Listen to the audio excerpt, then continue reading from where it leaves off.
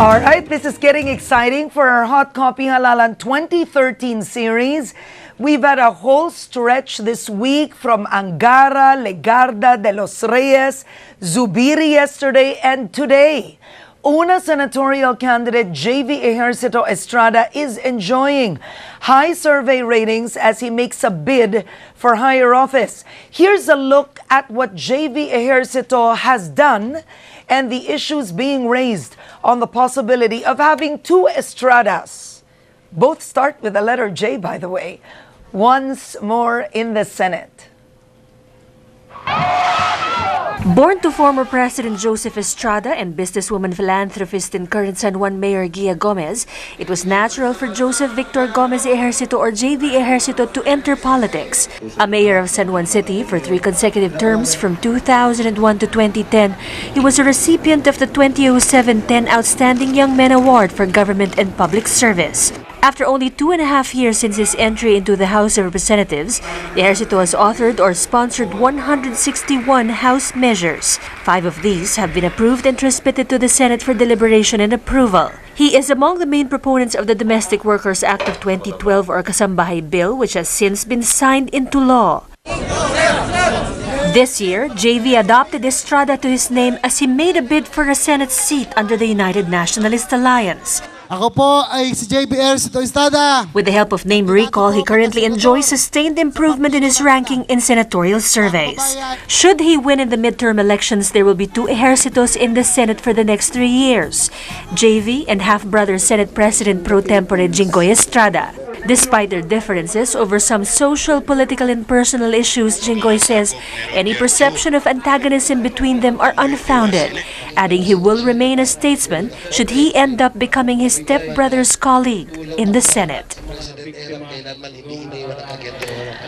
All right, joining us on Hot Copy, Una senatorial candidate, San Juan Representative JV Ejercito Estrada. Good day to you, JV. Morning, Karen. All right, good morning. Now, Headstart 2012, you told us on this show, and I have the photo to prove it. Okay, Direk, can we show this?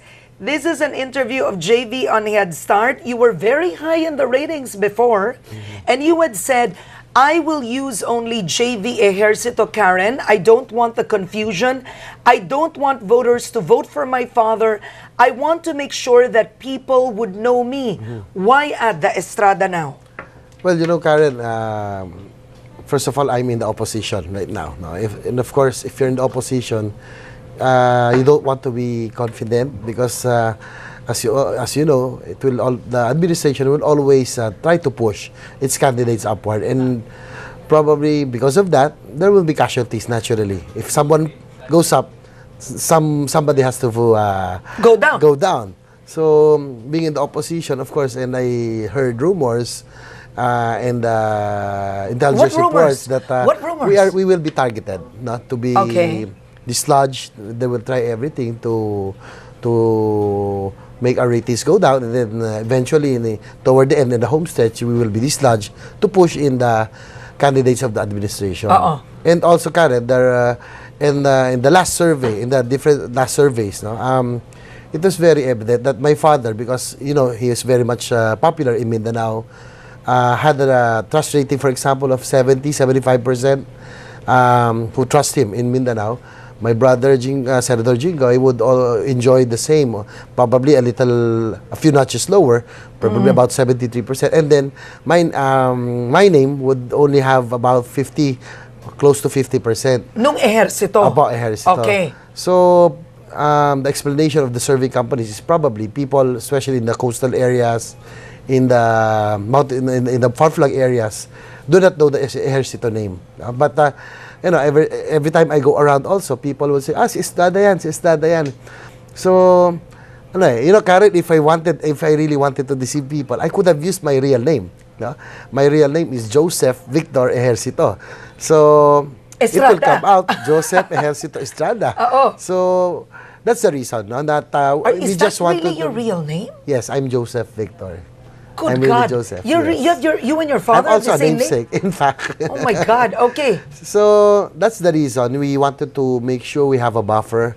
No, I'm not targeting to be top 3, to be a top notcher, but we just want to make sure that even if I am not accusing the administration, but should they try anything, at least I'll be already safe with a buffer of Okay. votes. Because sabi ni President sabi niya, sayang din the votes, no, that people would want to vote for you, but they don't know the Ejercito name. So that's it the was reason. Erap himself who said, please, Yes. please add Estrada. Yes, because he was also concerned, and being in politics for a long time, he knows how it is in the opposition.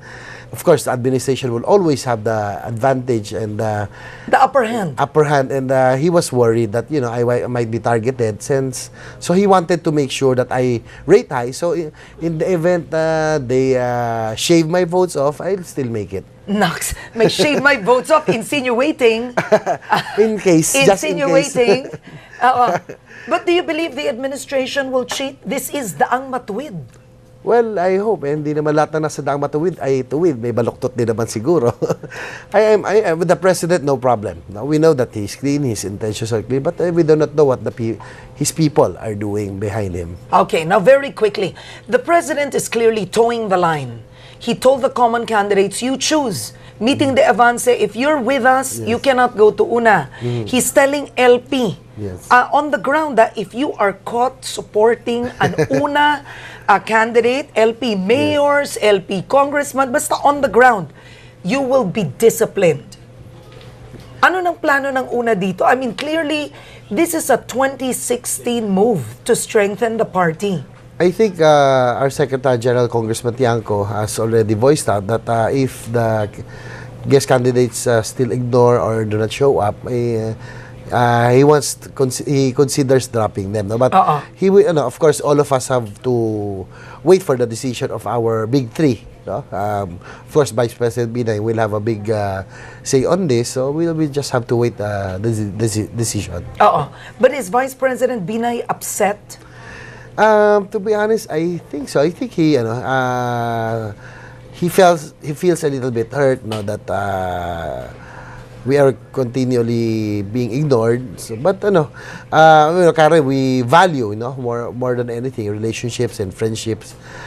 These people, the reason why they are included in our in the lineup, we have a long history of being together in the fight, especially under the GMA administration. We were all together in the opposition at that time. So we gave value for that. That's the very reason that they were included in the lineup. All right. Now, Una's been accused as a family affair, a family business. All right. Erap chooses you, his son. Binay chooses his daughter, Nancy. JPE chooses Jack, his son. Well, Karen, this is for my I would want to discuss what really happened behind on why I decided to make a run for the Senate. Go ahead. I'm very happy in the 15th Congress. During our first interview, I told you that we have more than half our neophytes, and half of those neophytes are 40 years old and below. Kumbaga, my age. No? And I'm very happy, satisfied in Congress. I didn't have any plans really of running for the Senate. No? And even my father wanted me to finish my term because he knows for a fact that my brother is already in the Senate. And if we may recall, Karen, in 2007, I was already supposed to run again for the Senate. No, it was during the height of the GMA presidency. Anti-GMA sentiments were quite high. So I was already in the ranking, no, from 5 to 9. You were? Yes, already. Yeah. You have a classic quote. With a GMA period, the kiss of death quote. Yes, I think during that time, it was at its highest, yung anti-GMA sentiments, given that, Trillanes won even without even campaigning. So I was rating anywhere from 5 to 9. Why didn't you run? Well, my father and I talked, and we wanted a stronger, genuine opposition against the administration at that time. And for us to be able to do that, we have to accommodate other candidates, which ironically were Liberal Party candidates. Like who? Then Congressman Noynoy Aquino and Sonia Rocco. Really? They have two from the coalition. So Noynoy ran with Erap before? during the genuine opposition. Yes. Yeah, okay. He won under the banner of the genuine opposition. Okay. So what I'm saying is that I'm not, trying to say that he has a debt of gratitude, but I just want to remind them that we were together once, no? And God, this is I so gave way. weird. And This is so I was strange. the one who withdrew. No, Yeah. to give way for the accommodation of the candidates of the Liberal Party back then, and I stepped aside and I acted as campaign manager, and I even Did you campaign for Noy Noy? yes, I even introduced him a lot of times in the provincial sorties, and I was the one who organized, plotted the schedules, with the help of Sergio Osmeña, who came in midway because I became a local candidate. So I gave way. I was campaign manager, then I became deputy campaign manager. Oo. Paano yan ngayon? Mga imposters na kayo. Well, that's Nagpapanggap, pretenders. well, that's what I really feel bad about that, because in the past, sometime in the past, that we were also together, and they know how big a sacrifice I did, just to be able to have a genuine opposition, united opposition at that time, and I withdrew. Ironically, I was the one who withdrew for the accommodation of Sonia Rocco and Noynoy Aquino at that time. And Sonia lost. I mean, Yes, yes. yes. And, Yeah. I thought that, so I hope that this would change their perception on me or the family, that, that we're not really ambitious people. That, we are willing to sacrifice. I am willing to sacrifice for the sake of the unity of the opposition at the time. But I really feel sad, Karen, that when I hear the president himself saying that, we are imposters. We're not. Nobody has the monopoly on who can say that, they're the ones who are straight, who are matino, no, so to speak, or has the credentials. I think we also in the opposition, I think we can also offer ourselves, no, but probably that's life, no, because the Liberal Party has other plans, and I'm sure that they will push their own agenda, their own candidates. That's the very reason that, they cannot accommodate everything. But all I'm saying is, Karen, that nobody has the monopoly who can say that who is fit, who is capable, and who has the right. All right. Now, very interesting. Well, clearly, to be fair to you, we did our research last night. Wait, where are my notes? You are quite fit. You are the 9th prolific lawmaker in Congress. You authored 5 bills that were approved third reading that made it to the Senate. Yes. You have authored more than 100 plus House bills. As a 3-term mayor, when you came in, it was an income of 300 million. When you left the city, it's 1.1 billion pesos in revenue as a 3-term mayor. So very clearly, in terms of fitness, I don't think that's an issue. Now, let's start with the bigger issues when you reach the Senate. People are saying, for the longest time, you were for the RH bill, but during voting in Congress, you disappeared. You eventually voted no. Yes, Did you? Yes, I did. Why? As a former chief executive, I believe in the RH bill, no? To be honest with you, and I feel that the growing population, the economy can never cope up with the growing population. So I'm in favor of the RH bill, but on the other hand, I felt that, we have to put a time, no? It doesn't have to be permanent, no? Maybe 5-10 years, because when I look at, countries like Singapore, Japan, that we can see senior citizens, 70-year-old men and women mopping the floors, cleaning the trains. I do not want that to happen to our country. I had an idea that, we can have an RH bill, we can implement it, but only for a period, maybe 5-10 years, and then we can go back to normal. But are you anti-contraception? I think we have already a choice, Karen. No? I mean, condoms, pills. It's never been bad. No? What I'm against is that, we have to spend the government. So much. We are using government money just to buy these contraceptives. No? And probably this is where I have to admit that, my, of course, the doctrine, the religion also played a big part. No? Because I was educated in a Jesuit institution, and then Ateneo ka ba? Xavier. Xavier. Yes, and then I went to De La Salle, which is also a Catholic Sorry. institution. My God, Naghalo, blue okay. and green. You know? So that played a factor also. But more than that, I want to make it clear that I believe in the need for the bill, to put a halt or to at least mag-break ng konti, yung our growing population. So responsible family planning. Yes, but Okay.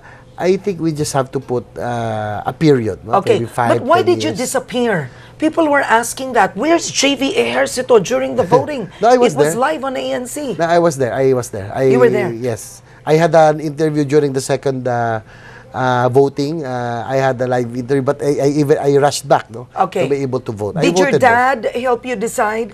Because with Jack Enrile, JPE called him and said, anong iboboto mo? And Jack said, Dad, sorry, pro ako.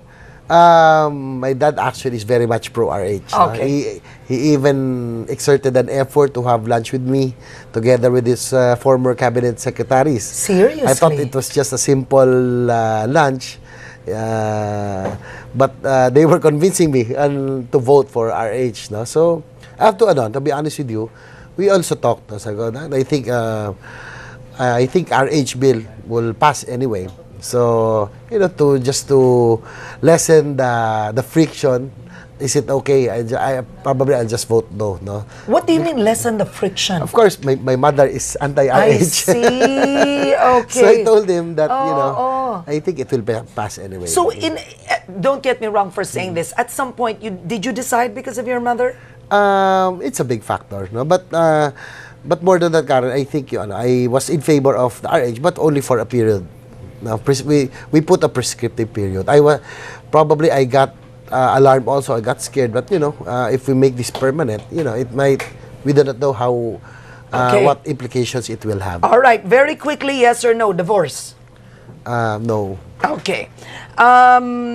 Syntax, what version did you vote for? Actually, I did not vote for the syntax. I voted no for the very reason Are that you serious? Wow, Yes. I didn't know this. no, any revenue generating measures for the government, I would support, Karen. But Okay. I feel that there was no clear alternative for the tobacco farmers, who will be affected, and the families. I was hoping that there would be an alternative livelihood program for them.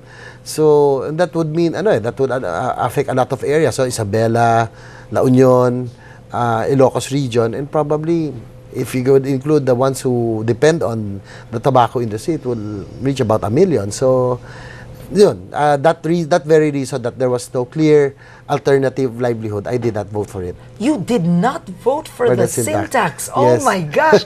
But then you know what? Well, for that reason. Yeah, for that For the reason. But livelihood. I'm curious, JV, what about the question of cigarettes being too cheap in the Philippines? I mean, one stick of cigarette. Yes. You know what I'm trying to say? Yes. Now that it's more expensive, people have actually cut down on a few sticks. Well, that will be good.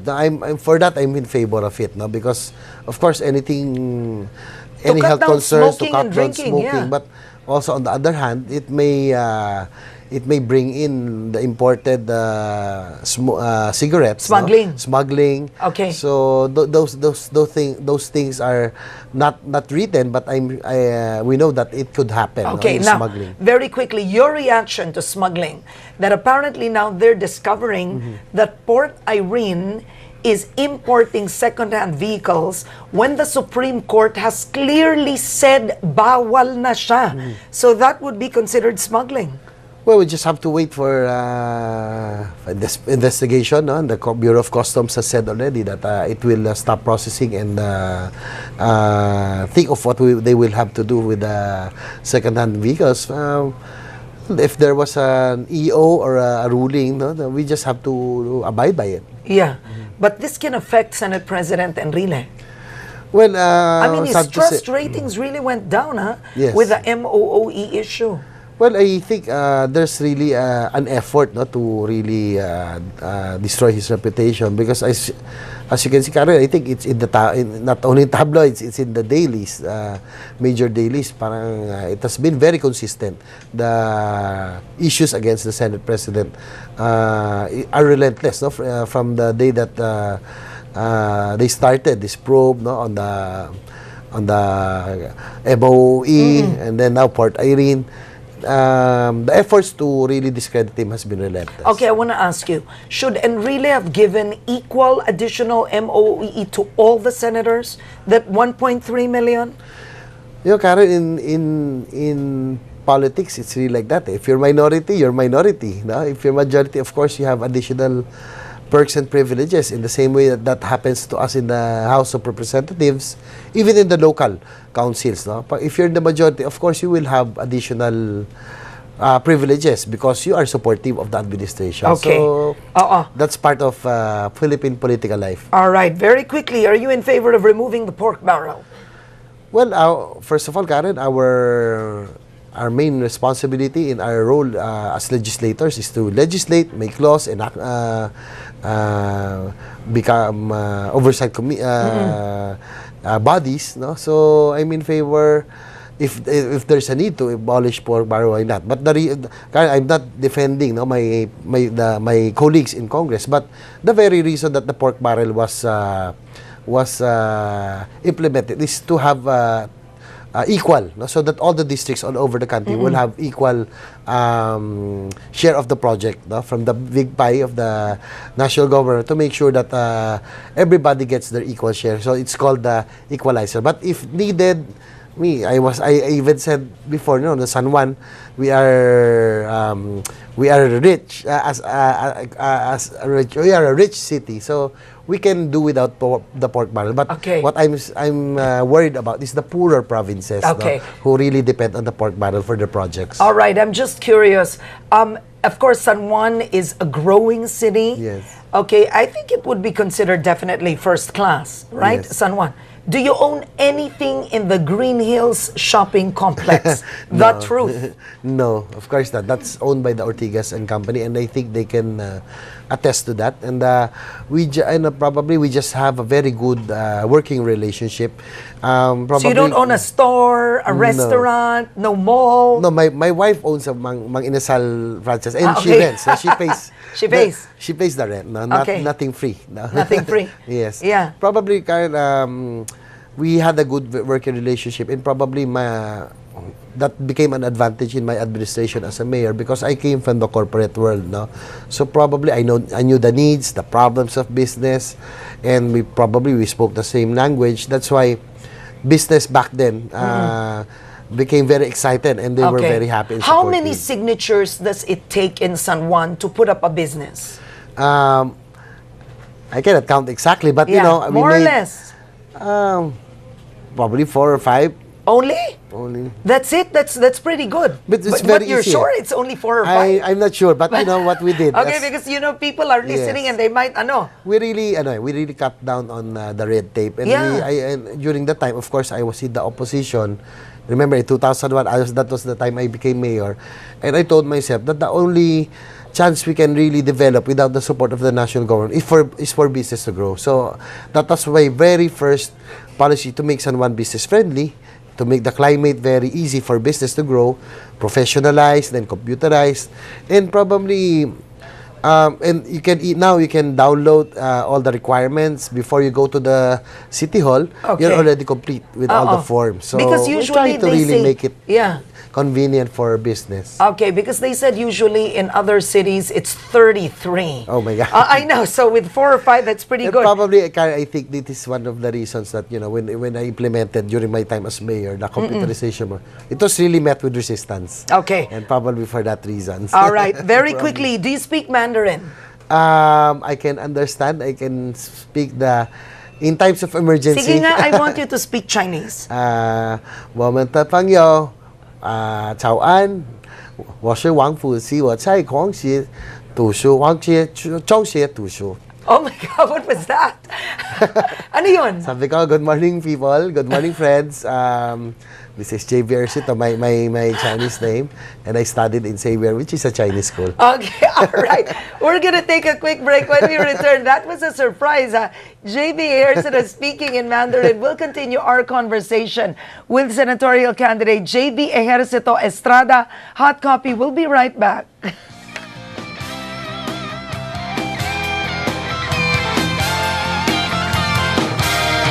All right, back on Hot Copy Halalan 2013 series, a very lively, open, spontaneous discussion. Una senatorial candidate, JV Ejercito Estrada, is with us. Look at the photo, JV. You have to describe very quickly. First word that comes into your mind. Don't think too much, okay? All right, first photo. Oh, that's marijuana. Oh, for recreation, no way, no. But for therapeutic, for medicinal purpose, yes. I heard that you wanted marijuana legalized for medicinal purposes. Yes, You got very popular on social media Well, for that. I'm open to it as long as it will really heal the body. But no, for recreation, no way, because I really am quite strict on drugs na, even during the time as mayor. Yeah. I have But no you had an no compromise. anti-drug group. Yeah. Yes. Okay. Mamamayan ayos sa droga. Yes. Bad.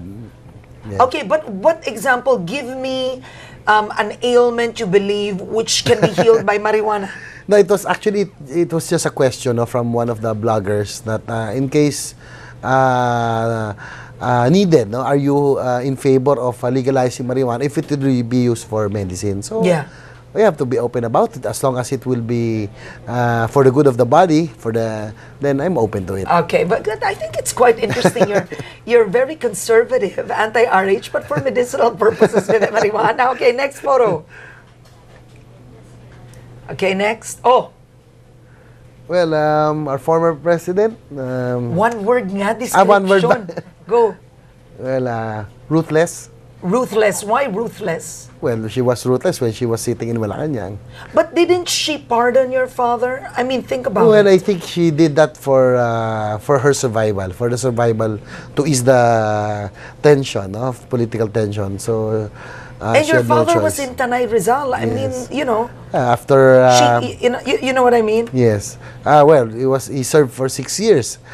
He was in detention, no? And I still think, Karen, that in the end, na lang, I put it this way, that history will be the final judge. And my father has always been very forgiving, no, to Yeah. other people. So I told myself, it's very hard, no, to feel in issues, but we Yeah. try. We can No. forgive, but we don't have to forget. But I'm curious, JV. Critics have said GMA was corrupt, but was she really ruthless to your father personally? Well, of course, we felt it also, no? Especially when my father was in detention. Small things, no? Na, cell phones, no? Well, that's natural. But she doesn't have it now. But every time I come, we members of family, we were, even my sisters, no? Even the hair were inspected. Even the food that we bring, hamburgers they opened the hamburgers. So, Okay. it was really meant to humiliate us, or really to, I don't know for what they call it, really to put us down. Okay, next photo. Next photo. Well, our Ikaw kasi may sentence pa eh. president. Description. Hardworking. Hardworking. He's trying naman his best, no, to improve our economy. But the problem is, I hope that it will also reach our masa. Okay. It's doing well, for figures are good, economic numbers are good, and we're happy for that. But every time I go to other places, to the countrysides, to the provinces, it's still not being felt. So Okay. there's still much work to be done. All right. Okay, next photo. Chavit. Oh, no. Very hard to no, but we're already. We have made amends already. You've forgiven Chavit? My father has, and then they have become friends, and they have been together in a lot of occasions, and we already talked. So Have you forgiven Governor Chavit? I'm curious with you. of course, I have, as I've said, Yung if my totoo, father yung totoo. if my father can forgive them, then I'm in no position not to, no, because as I've said, we can forgive, but you should not forget, so that it doesn't happen again. Yeah, but I'm amazed that your father, this is to be fair. Yeah. I've interviewed former President Estrada here on Headstart at least 3 times. And I am amazed as a person how he really chooses not to harbor any Ill feelings. Yes. towards anyone. That one, as a person, I have to say, that's true power. Well, probably, Karen, that explains the reason why, he is happy. He's a jolly person.